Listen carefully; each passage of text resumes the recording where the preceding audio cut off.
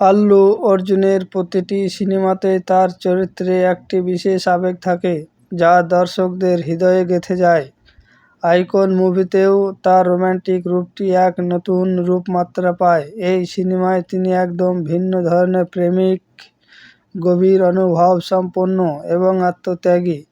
প্রেম এখানে কেবল আকর্ষণীয় নয়, বরং একজন মানুষকে বোঝে তার পাশে নিস্তব্ধে দাঁড়িয়ে থাকা।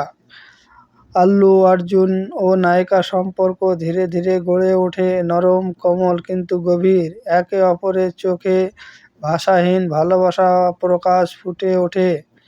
কোনো ড্রামাটিক সংলাপ নয়, বরং চাহনি, ছোট ছোট ইশারা এবং নীরব মুহূর্তগুলোই তাদের সম্পর্কে আসল সৌন্দর্য।